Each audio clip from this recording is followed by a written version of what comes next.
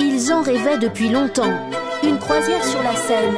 En 1 heure, ces touristes découvrent Notre-Dame, le musée d'Orsay, la Tour Eiffel. Et ils sont sous le charme. C'est très beau. C'est magnifique. Je ne trouve pas d'autre mot, c'est juste magnifique. J'aime Paris, j'aime cette ville, j'aime la France. Ça me fait plaisir d'être ici. Cette Brésilienne qui prend la pause déclame dans sa langue son amour de la capitale. Paris maravilhoso. Le fleuve attire 8 millions de visiteurs par an. Cette tradition de promenade sur la Seine remonte à l'exposition universelle de 1900.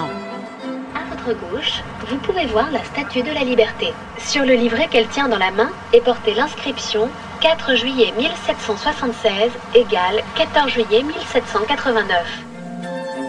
Occupés à photographier les monuments, les touristes ne savent pas que ce jour-là, la Seine est en crue. Leur bateau passe tout juste sous les ponts.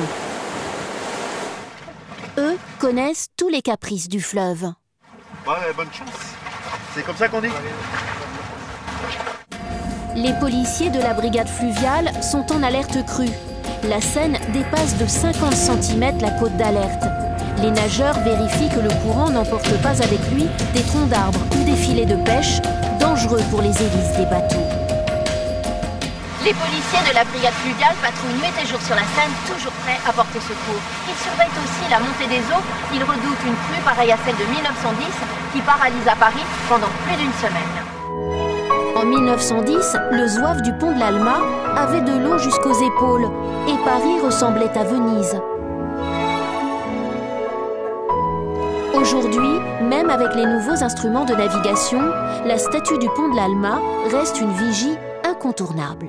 Nous sommes en crue actuellement, donc tous les mariniers, tous les professionnels du fleuve regardent le zouave. Il s'agit d'un repère visuel et qui est révélateur. Dès qu'il a l'eau qui lui vient à ses pieds, on considère que c'est le niveau d'alerte plus important. Donc c'est la grande crue, c'est 2,50 m. Les policiers plongent tous les jours pour se maintenir en forme.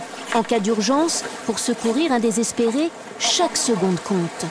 Il y a des suicides l'hiver. L'été, ce sont plus des gens qui sont avinés ou enfin éméchés, qui font soit des paris, soit ils tombent à l'eau accidentellement. À Paris, ces hommes sauvent une 60aine de vies par an. Ils sont les anges gardiens du fleuve.